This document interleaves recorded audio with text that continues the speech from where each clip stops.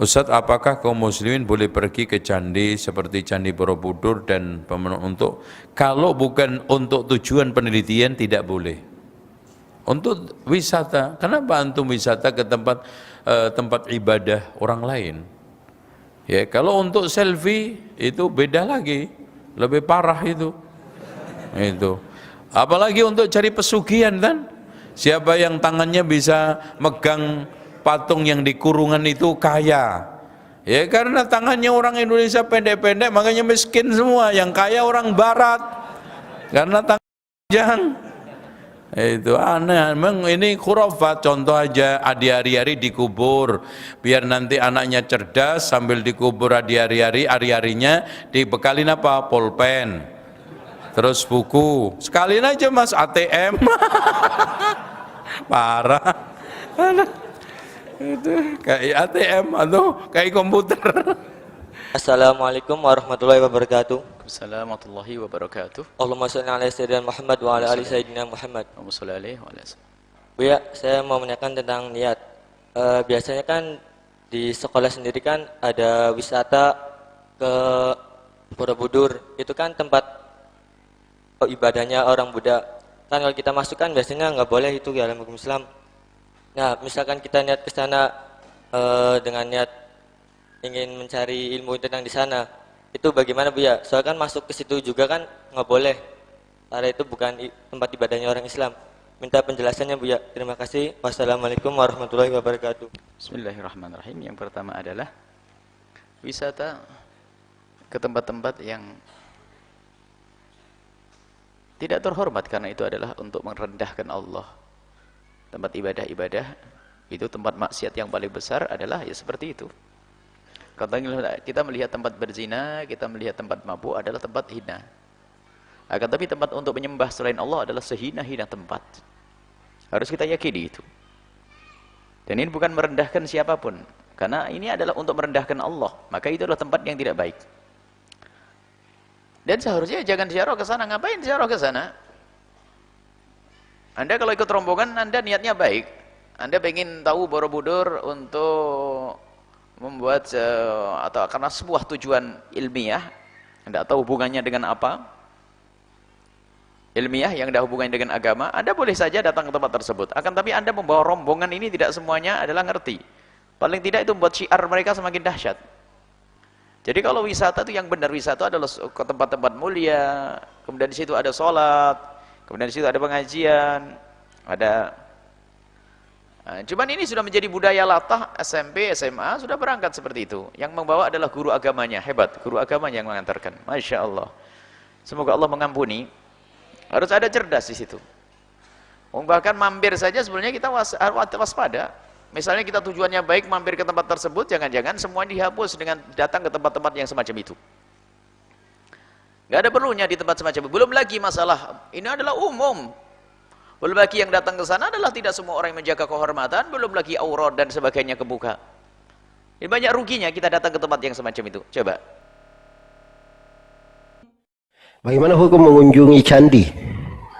Jika bus wisatanya ke candi tersebut, apakah saya juga termasuk mengunjungi candi walaupun saya tidak masuk ke dalam candi? Ya kalau dia tahu, misalnya dia sebagai pihak pemilik bus atau dia sopir bus, dia tahu mau ke tempat maksiat, apalagi tempat ibadah orang kafir, tempat kaum musyrikin, maka tidak boleh dia tolong menolong dalam hal itu. Ya. Allah Subhanahu wa taala berfirman, "Wala ta'awanu 'alal itsmi wal 'udwan." Jangan tolong menolong di atas dosa dan permusuhan. Allah berfirman, "Wala tarkanu ilal ladzina zalamu fatamassakumun nar." Jangan kalian condong kepada orang yang zalim sehingga kalian disentuh oleh api neraka. Dan sifat seorang mukmin, "Walladzina la yashhaduna az-zur." Mereka tidak menyaksikan hal yang palsu, perkara yang berdosa seperti itu. Kalau dia misalnya bus ini, rutenya salah satunya ke candi, dia ikut di bus ini, tapi dia tidak mau ke candi, ada rute setelahnya, maka dia juga tidak boleh ikut di situ. Tidak boleh ikut di situ. Jelas ya? Itu difatwakan oleh Imam Malik dan selainnya dari para imam. Kalau misalnya ada kapal yang mengantar orang kafir ke tempat hari raya mereka, jangan ada yang ikut di kapal itu.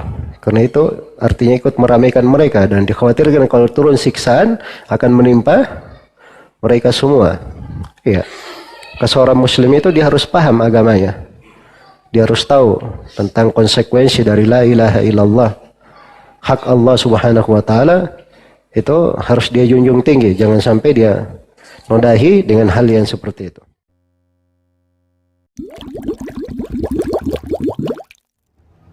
Baik, telah masuk beberapa pertanyaan. Yang pertama, Assalamualaikum Ustadz. Waalaikumsalam warahmatullahi wabarakatuh.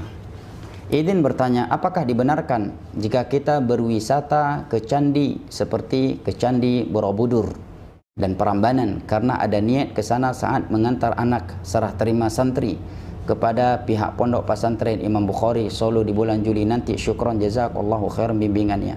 Barakallahu fiik. Ya akhi, jauh lebih bermanfaat Anda membawa anak Anda wisata kuliner daripada ke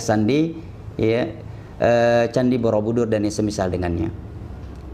Anda bawa dia wisata kuliner, ya, makan yang halal, makan bakso, makan sate, berikan pakaian, dan itu jauh lebih bermanfaat. Yang kedua, para ulama menyebutkan secara umum adalah tidak boleh berwisata ke tempat-tempat yang di situ Allah Jalla wa'ala dimaksiati dan terkhusus dengan syirik. Karena di antara bentuk konsekuensi, di antara konsekuensi tauhid adalah al-bara'atu minasyirki wa ahli. Berlepas diri, menjauhkan diri dari kesyirikan dan pelaku syirik. Oleh karena Nabi Ibrahim menyatakan, innani bara'um mimma ta'malun. Aku berlepas diri dari perbuatan kalian, yaitu syirik yang dilakukan oleh ayahanda beliau dan kaumnya. Jangan kita justru mendatangi tempat-tempat yang di sana Allah Jalla wa'ala disekutukan secara nyata dan jelas-jelas Allah Jalla wa'ala disekutukan tempat tersebut. Ini bisa bermasalah iman kita. Bagaimana kita mengatakan diri kita mentauhidkan Allah dan benci syirik, sementara kita justru mendatangi tempat-tempat syirik. Dan kita tidak harus mendatanginya. Nah, hanya sekadar wisata. Nah, dan ini dapat membahayakan iman seseorang karena hati manusia itu lemah dan dia akan mudah terpukau dengan sesuatu yang sering ia lihat. Dan di antara akibat buruk dalam hal ini adalah dia tidak lagi risih dengan pemandangan kesyirikan. Kenapa? Karena dia sudah sering melihatnya. Sensitivitasnya semakin berkurang, bahkan telah hilang dengan kesyirikan karena dia terlalu sering melihatnya dan berada di tengah-tengahnya. Nah, sementara kita akan risih dengan pemandangan zina, homo.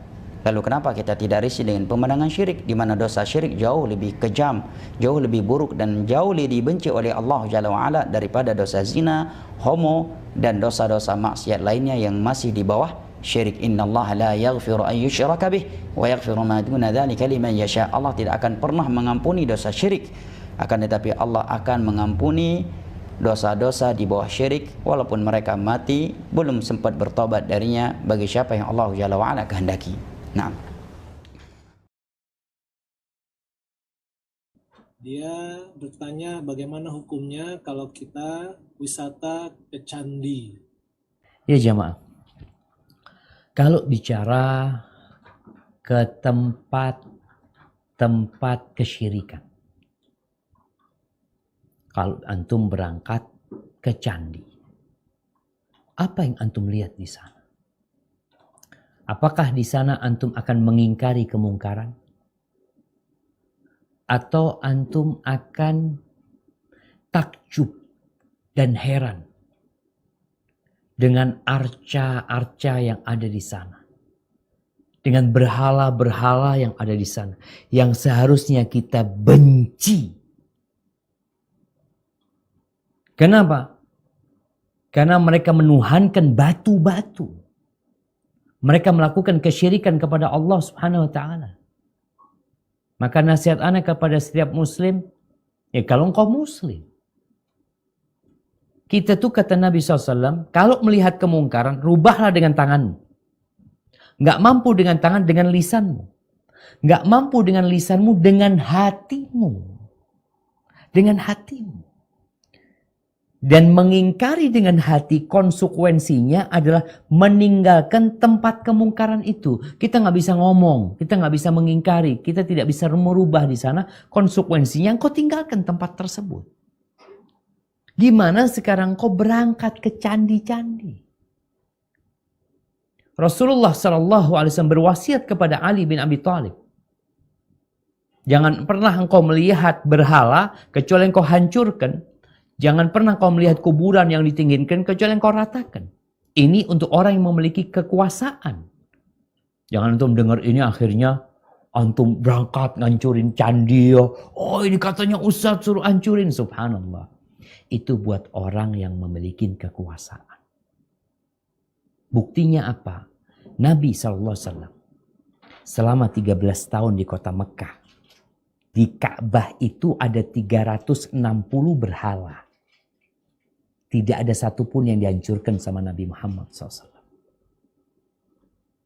Beliau mengingkari kemungkaran dengan lisannya. Diajak orang-orang kepada Islam. Dijelaskan tentang kesesatan berhala-berhala ini. Tapi dengan tangan beliau tidak menghancurkannya. Ketika tahun tahun ke-7 Hijriah. Nabi SAW umroh. Tapi kota Mekah di bawah kekuasaan orang musyrik. Nabi berada di kota Madinah. Ada perdamaian genjatan senjata sehingga para sahabat boleh umroh. Nabi berangkat umroh nih.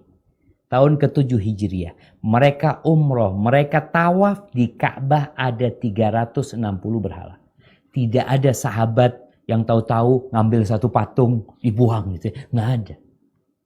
Ini makanya perlu fikih amar ma'ruf nahi munkar. Ketika tahun ke-8 Hijriah Rasulullah SAW menaklukkan kota Mekah karena mereka berkhianat, menyelisihi perjanjian dan perdamaian, itu Nabi SAW masuk sebagai penguasa. Sehingga berhala-berhala itu dihilangkan dari kota Mekah, dihilangkan dari Ka'bah. Maka bicara ketika antum berangkat ke candi untuk apa? Untuk mengingkarinya atau untuk bersenang-senang?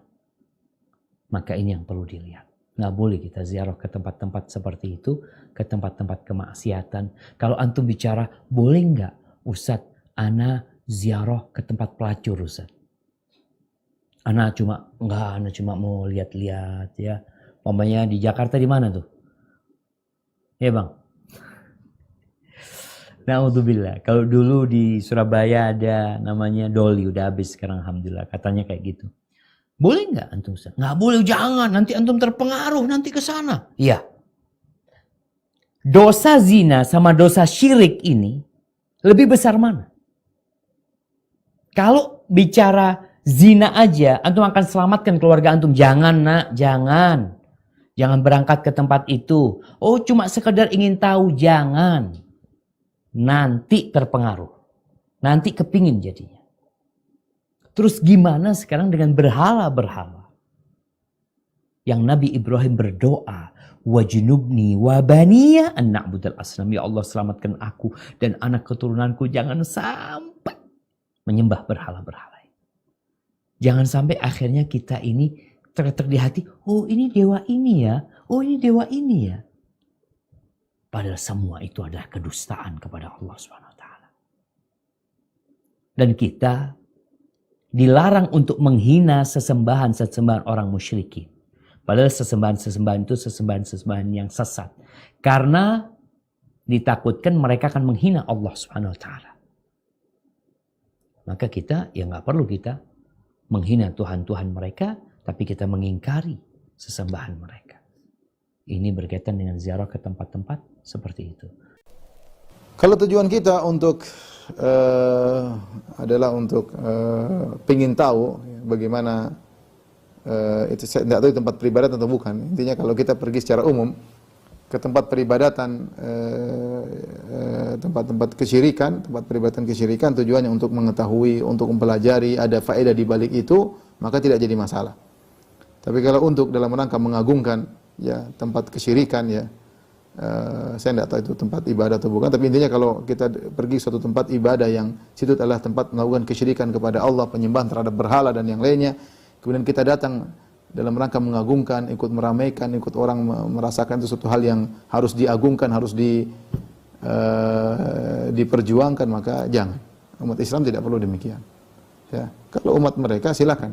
Umat Islam tidak perlu ikut-ikut. Kita bisa Islam tanpa harus mengagungkan kesyirikan. Ya.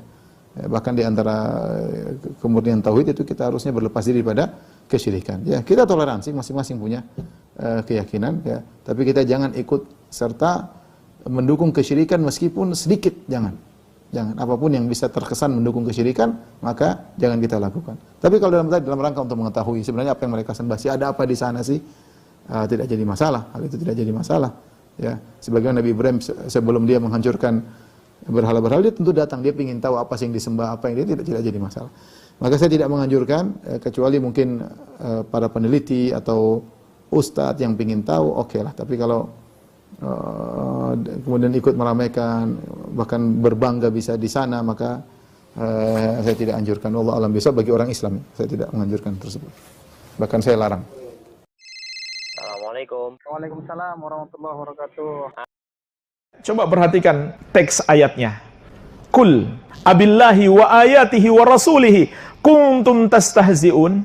Katakan kepada mereka, wahai Muhammad, apakah dengan Allah dan dengan ayat-ayatnya dan dengan Rasulnya kalian memperolok-olok? Disebut kalian, padahal pelakunya satu orang. La ta'tadiru untuk jamak. Kalau untuk satu orang, la ta'tadir. Tapi ini la ta'tadiru. Tidak usah kalian cari-cari alasan. Qad kafartum, kalian sudah kafir.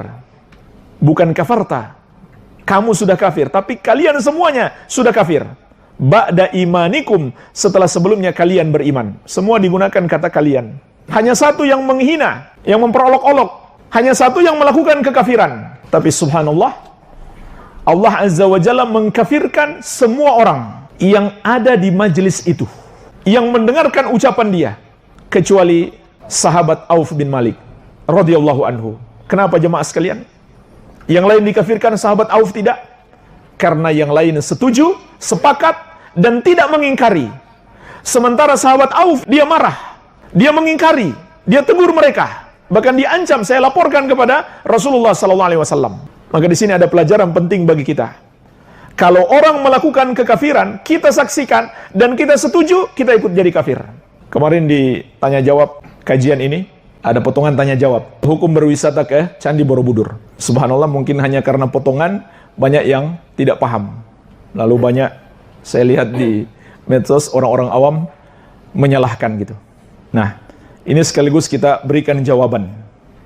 Kenapa jemaah sekalian? Kita tidak boleh mengunjungi tempat-tempat kesyirikan dan kekufuran. Tempat mereka menyembah patung-patung yang ada di situ, atau menyembah dewa-dewi mereka, atau mengagungkannya, atau memberikan sesajen kepadanya, ataukah tempat ibadah musyrikin yang lain. Kenapa nggak boleh? Pertama, karena apabila kita ada di situ dan kita melihat mereka, lalu kita tidak mengingkari mereka, tapi cenderung dalam hati kita menyetujui, tidak menyalahkan, maka kita menjadi kafir seperti mereka. Apa dalilnya? Dalilnya adalah kisah ini. Dan dalil lain yang lebih tegas lagi. Surat An-Nisa ayat 140. Allah Azza wa Jalla menegaskan, "Wa qad nazzala 'alaikum fil kitabi an idza sami'tum ayatillahi yukfaru biha wa yustahza'u biha fala taq'udu ma'ahum hatta yakhudu fi haditsin ghairihi innakum idzam mithluhum." Dan sungguh telah diturunkan kepada kalian di dalam Al-Qur'an apabila ayat-ayat Allah diingkari, apabila mereka melakukan kekafiran terhadap ayat Allah atau diperolok-olok, fala taq'udu ma'ahum, maka janganlah kamu duduk-duduk bersama mereka, janganlah kamu ikut di majelis mereka sampai mereka memasuki pembicaraan yang lain. Kalau kamu bersama mereka, kata Allah, innakum idzam mithluhum, kamu kalau begitu sama seperti mereka. Ini ancaman dari Allah. Kamu kalau berada di situ, kamu sama dengan mereka. Maka tidak boleh kita datang ke tempat-tempat kesyirikan dan kekafiran itu kecuali untuk satu tujuan, yaitu melakukan amar ma'ruf nahi mungkar. Kalau itu bagus. Kita datang ke sana untuk menasihati mereka. Kasih tahu bahwa menyembah itu hanya boleh kepada Allah. Patung-patung kalian ini tidak boleh disembah sedikit pun. Dia hanya makhluk dan dia tidak berdaya, tidak punya kekuatan apa-apa. Ajak mereka berpikir. Tapi kalau kita ke sana dan diam-diam saja, ancamannya berat sekali. Kata Allah, innakum idzam mithluhum. Kamu kalau begitu sama dengan mereka. Ini dalilnya. Kemudian yang kedua jemaah sekalian, hadis riwayat Muslim dari Abu Sa'id Al-Khudri radhiyallahu anhu. Rasulullah sallallahu alaihi wasallam bersabda, "Man ra'a minkum munkaran falyughayyirhu biyadihi." Siapa di antara kalian yang melihat kemungkaran, hendaklah dia rubah dengan tangannya. Fa illam yastati' fa bilisani. Kalau dia tidak sanggup, maka dengan lisannya. Fa illam yastati' fa biqalbihi wa dzalika ad'aful iman. Kalau dia tidak sanggup dengan lisannya, maka dengan hatinya. Dan itulah selemah-lemahnya keimanan. Apa maksudnya mengingkari dengan hati, jemaah sekalian? Artinya kita benci perbuatan mereka dengan hati kita. Dan bukti kalau kita benci, kita nggak ikut gabung di situ. Masa kita benci lalu kita gabung di situ? Apalagi cari hiburan, wisata. Berarti kita nggak benci. Orang benci itu adhaful iman, itu sudah selemah-lemahnya iman. Artinya kalau dalam hati dia nggak ada benci lagi kepada perbuatan syirik itu, berarti sudah tidak ada keimanan. Itu sudah selemah-lemahnya iman. Kalau imannya kuat, dia nasihati mereka dengan lisannya. Karena imannya lemah, dia tidak ngomong, dia tidak berani bicara. Tapi masih ada kebencian dalam hatinya. Sehingga dia selamat, tidak sampai kafir. Tapi kalau hatinya sudah setuju, maka innakum idza mithluhum, kata Allah, kamu sama dengan mereka. Walaupun kamu nggak ikut melakukan. Jadi kalau betul-betul benci, tinggalkan majelis itu. Sama jemaah sekalian dengan kegiatan-kegiatan olahraga, kemudian mereka selebrasi dengan menyembah sesembahan mereka. Lalu kita ada di situ. Kita diam saja, sama hukumnya. Kemudian yang ketiga jemaah sekalian, bukankah dosa-dosa itu penyebab musibah dan malapetaka? Apakah kita tidak takut? Kalau Allah timpakan azab, bisa jadi kita juga kena. Karena dekat-dekat dia dan nggak menegur, diam saja. Allah ingatkan ini di surat Al-Anfal ayat ke-25. Wattaqu fitnatan la tusibanna alladhina zalamu minkum khassah. Takutlah kamu kepada azab yang tidak saja akan menimpa orang-orang zalim di antara kalian secara khusus. Maksudnya gimana? Orang baik pun akan kena. Kenapa mereka kena? Karena mereka diam saja.